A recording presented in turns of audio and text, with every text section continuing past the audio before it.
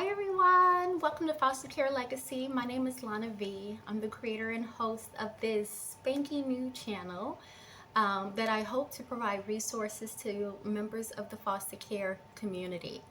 Now, I have been racking my brain to figure out how to kick off this channel, what content, and trust me, there is a ton that I want to be able to contribute so that people have the educational resources that will allow for them to better navigate life, have if you yourself have been impacted by being in foster care, or if you're a member of the community, that means a foster parent, a care worker, or otherwise is wanting to be educated on the cause.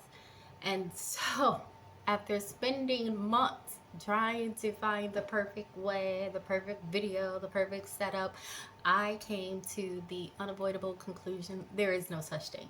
And so, I just took the dogs for a walk, and when I came back, I said, we're just gonna go with it. We have to break the cherry and just go with it. Sorry, I keep looking down. There's like somebody walking up to the house right now who I don't know. I think this may be the groceries being delivered. Either way, hope I learned how to edit that out. I decided to start out with a top list, a top 5, which I think is going to end up being 6 questions that I received quite a bit. So I will kind of use this as a guide and then initially to kind of get started, and then I'm hoping that you, the viewers and the members of the community, will help me in better filtering out the information. So let me kind of start out with just a little bit of background so that you have a starting point for who is this person and why is it that you walked away from these other industries, well, maybe job, to be able to do this work, which is, I believe, part of my life mission. So again, my name is Lana V, and I spent the first 10 years of my life in a violent home, and then 10 years in foster care, actually aged out, and then 10 years working in social services, where a majority of the work that I did specialized in working with foster children, foster families. This is my life work. I cannot extrapolate it from my being no more than I can my blood from my body. And instead of pushing against it and trying to deny it, I am rolling with it. I want to be able to bring purpose to the difficulties that often encounters individuals that have been affected by foster care and the reasons for being displaced from their homes. But I'm really very interested in focusing on what happens when you do experience violence, because that is where I think a bulk of the work needs to be done. Yes, we need to work about preventing it, but I think that history has taught us that it's going to be ingrained in our society. And while we need to be running some efforts concurrently to address abusers and rehabilitating them, because there's reasons why it happened, and some of them are circumstances that we can support and help rehabilitate, other we cannot.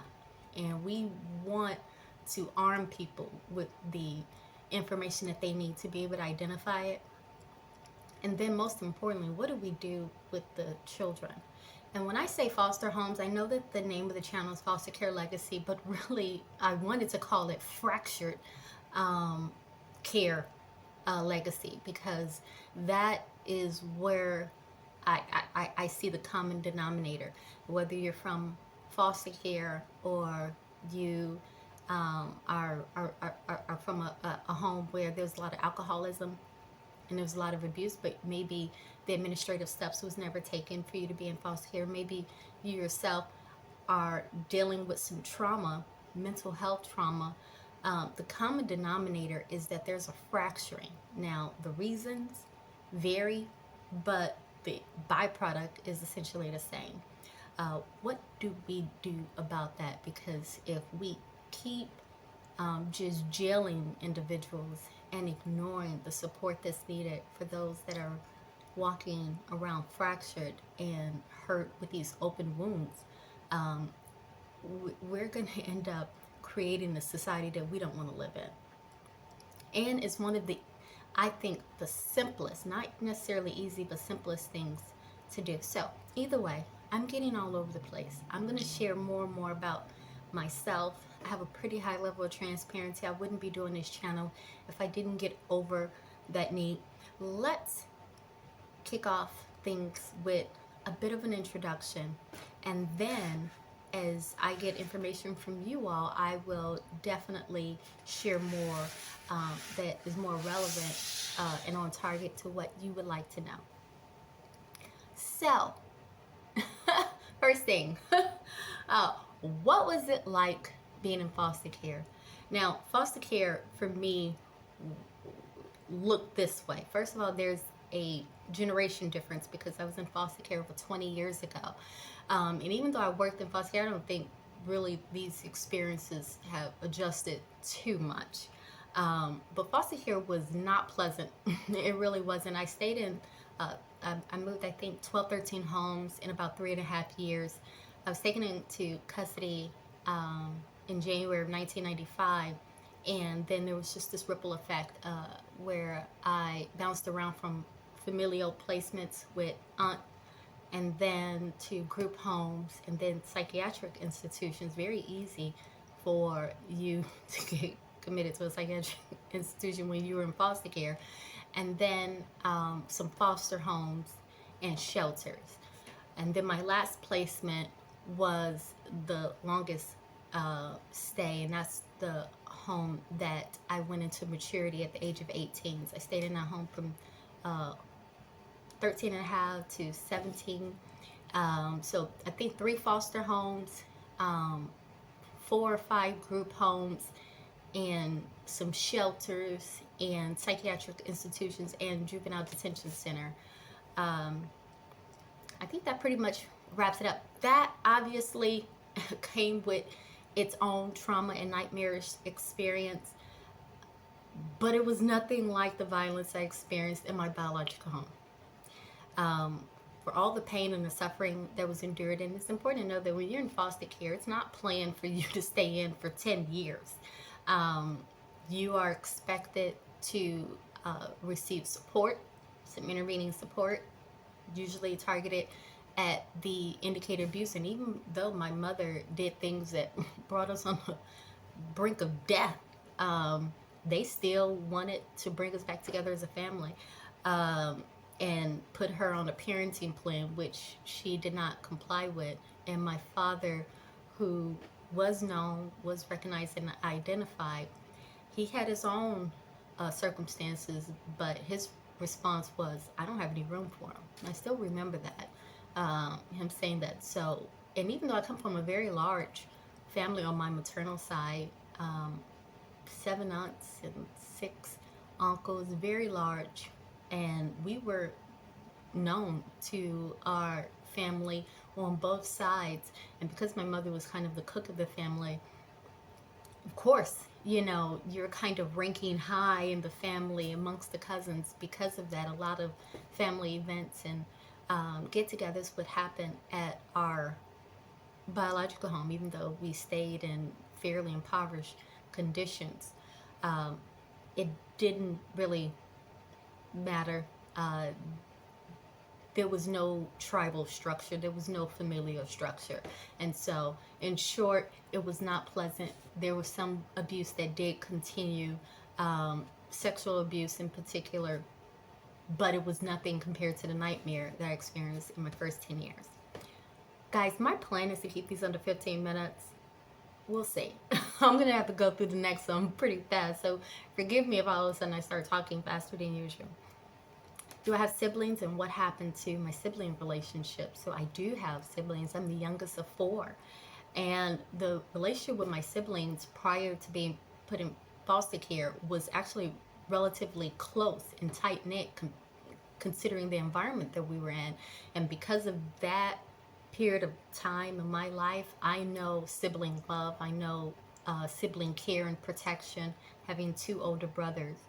My sister was not a minor. She actually ran away into the military to avoid the violence in the home. And so she was not eligible to be taken into care. She was 18. I'm sorry, she was 20. But me and my other 2 siblings, which were brothers, we were taken into care, and that was the end of our relationship. All of the things that could not come out in those initial years of our life just manifested into something really terrifying, for them. I will talk a little bit about my siblings, and because I think that they are an example of what some of the outcomes look like. I realize that I am a bit of an anomaly, especially having done the work and realizing that most individuals do not achieve the life outcomes that I have. And even though I have more issues than I can count, and every day it really is a struggle and a challenge, I can appreciate that my life outlook is relatively not even much healthier, much stronger, not just in comparison to my fellow foster care alumni, but also to adults in general. But it came with a lot of work, and that is hence the reason for this channel. Why were you taken away? Because of violence. My mother, her response to motherhood, which I don't believe she wanted to enter into as early as she did, manifested into something. And without having any support and being isolated, there was extreme abuse in the home. There was no sexual abuse in a home, but the violence was, all I can say is think of the movie Roots, if you remember that, or if you saw the movie 12 Years a Slave. Those beatings is what we experienced. It was the kind of physical pain that you prayed for death. You prayed for death because of it. My mother was very strong in protecting us from the outside world. And so we fear nothing from the outside world because we lived with our boogeyman. We lived with the scariest thing we thought existed, which was our mother.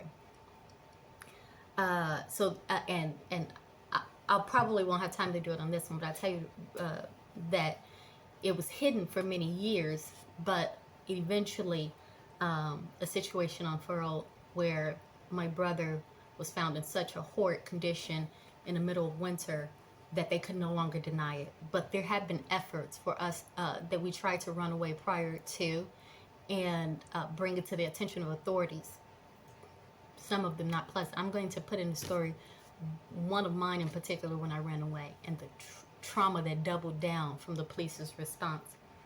How has foster care impacted my life? It's like living in Hades, in hell, the place down under, and it's so you're constantly bracing for a threat, nonstop, and you are able to rise up maybe 2 levels. And so foster care allowed for me to see society, to see people differently. Now, I think that when individuals are rising, they're very vulnerable and they'll start to see and make interpretations about their own life and why certain things happen that can be healthy and healing, or it can be devastating.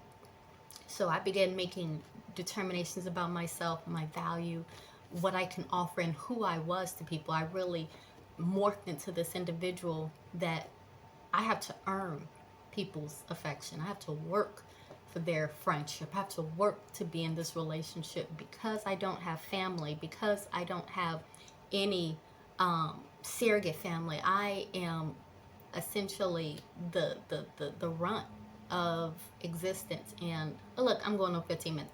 So foster care impacted my life in that it improved it by a few levels, but the interpretations that I made in a few individuals, namely 2 or 3 that I encountered, allowed for me to make different decisions at critical points. So I would say the foster care actually saved me, because I certainly would have not have been better off being in the home, in my biological home.